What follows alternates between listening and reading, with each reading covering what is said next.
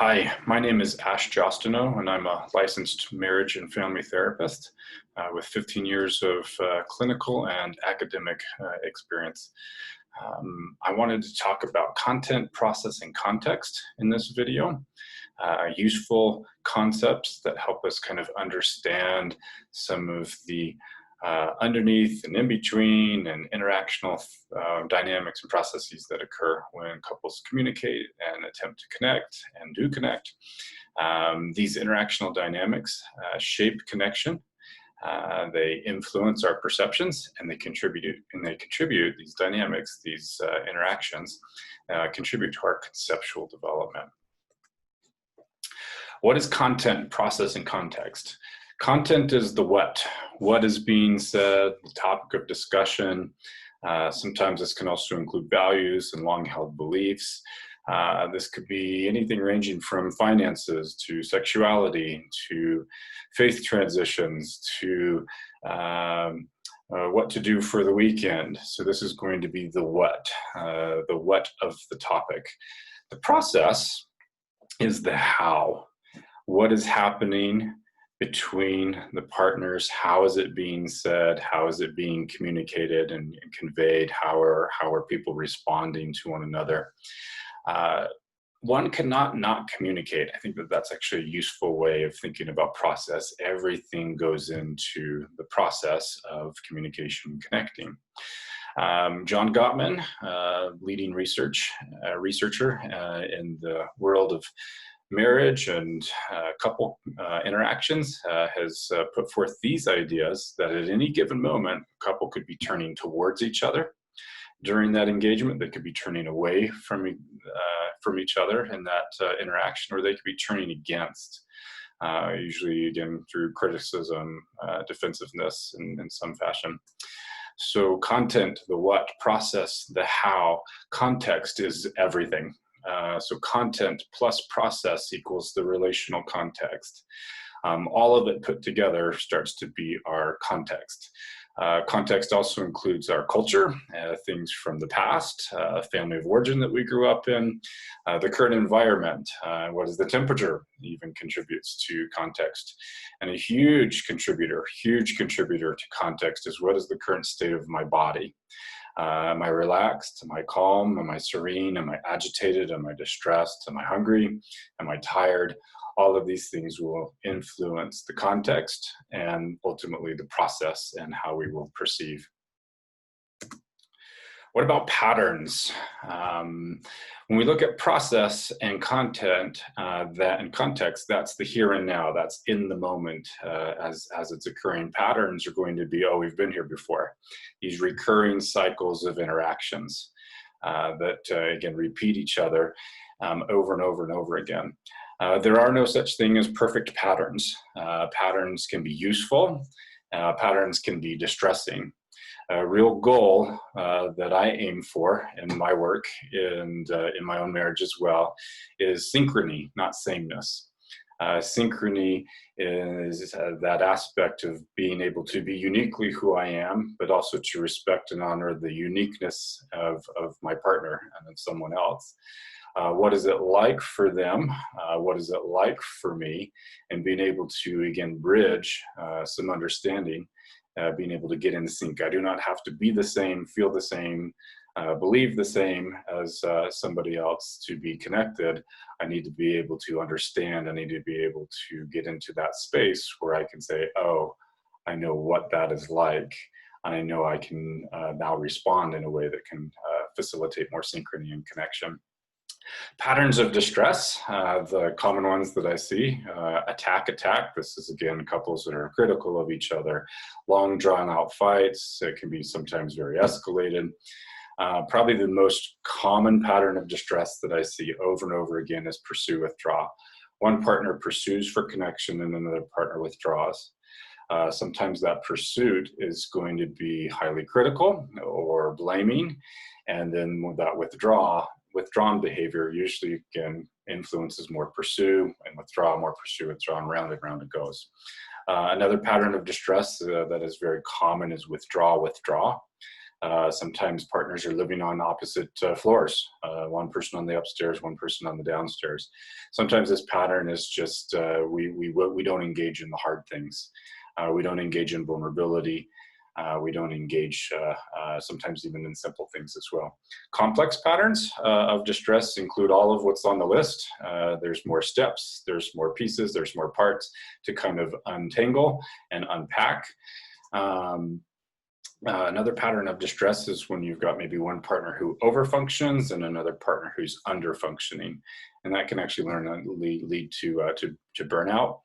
Another very common pattern of distress is conceal, is that partners will conceal their more vulnerable feelings, their more vulnerable needs. They won't express that. They won't bring that to the partner. They'll keep that to themselves, similar to withdrawing or avoiding. Really, when concealing is occurring, it's distressing and it feels very disconnecting. One other pattern of distress is, sometimes you have one person who escalates and then another person who accommodates. One person ramps things up and one person tries to slow things down. And that can be distressing in that, again, it doesn't move into space where both partners can be represented, both partners can be able to get in sync with each other.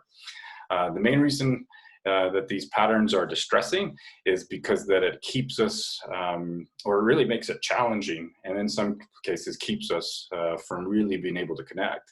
It's hard to connect when I'm being attacked. It's hard to connect when my partner withdraws or when I withdraw.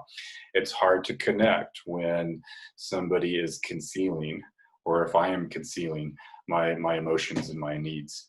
Again, one of the main reasons why it's distressing is it doesn't lead to connection.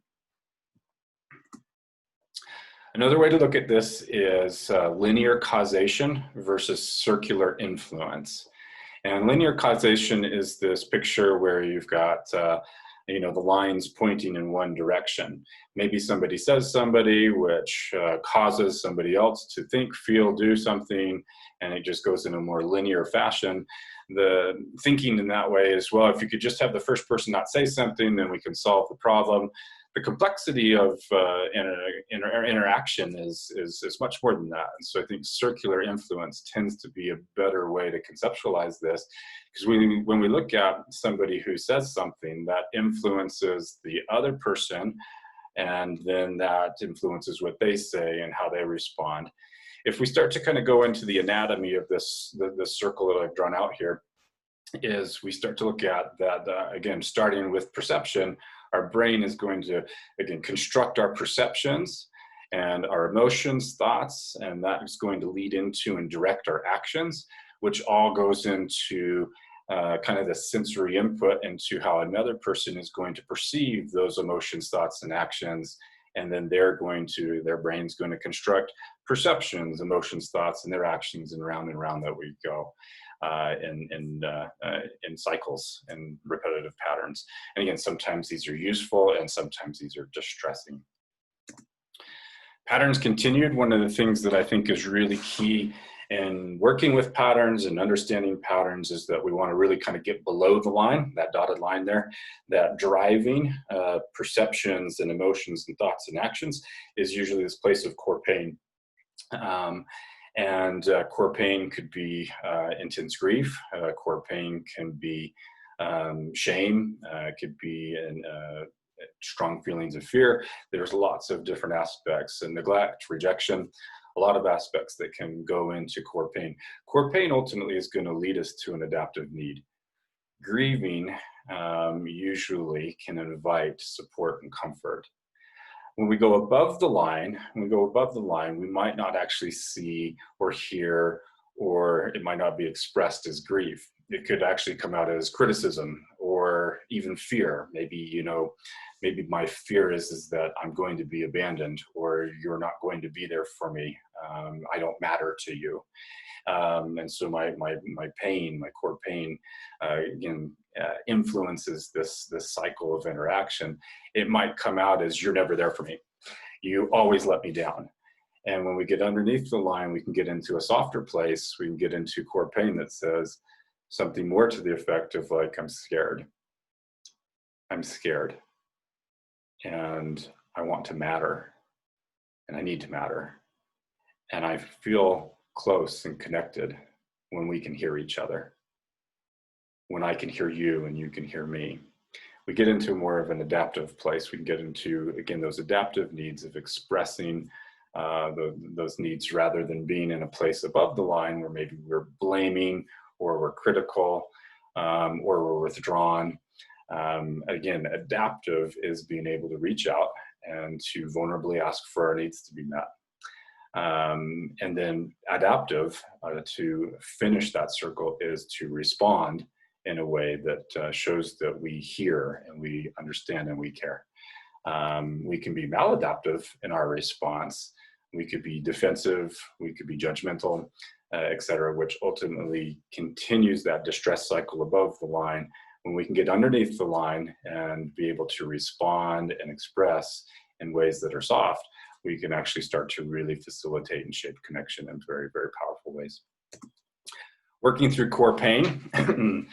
Empathy is absolutely essential. When somebody is in their very raw core pain, we want to make sure that we're in a place that is soft and a place that is nurturing. So emotional responsiveness is really key. How I engage, how I respond to my partner when they're experiencing their pain or when they're expressing their pain. That emotional responsiveness is going to shape the way that we are able to really connect and really influence the healing process. Adaptive, maladaptive, I've already kind of gone over, so I'm going to skip that one. Majority of the time when working through core pain, we're working with unmet needs. There's needs that have gone unmet, and we need to be able to process and be able to express and be able to meet those needs in a way that makes sense for each person. Core pain a lot of times is about negative evaluations, negative evaluation of self or other situation or world. And we want to be able to reframe, and we want to be able to work through. Underneath shame is, again, the pain of shame. Underneath it is a lot of times a very adaptive need, a need of nurturing, whether that's self-nurturing or whether that's partner nurturing. Assertive anger is actually a very adaptive process where I set boundaries for myself. Self-compassion, as in shame, as I just mentioned, grief, healthy grieving, and being able to seek out support and comfort, acceptance of our feelings, and then agency. What am I going to do? When I say agency, I mean that in the terms as agentic. What kind of actions am I going to take as I work through core pain and I work to meet my needs, which is actually the next part. And let me move my screen here so that we can see that question. And it's the question that I want to leave you and your relationship, your partnership, for you and your partner to talk about, is meeting needs and how you go about getting that, how you go about getting your needs met, whether that's personally or relationally or biologically. And then being able to, again, express and respond in a way that starts to shape a different cycle, a useful cycle, not a distressing cycle, which means I need to listen, which means I need to be there, which needs to, I can be curious. Tell me more about that. What do you need from me? What do your needs look like and sound like and feel like? Again, personally, relationally, and biologically. And going about meeting those needs is at the heart, at the very heart in my mind, of being able to really be connected. To know that we matter, to know that we are significant and important to our partner.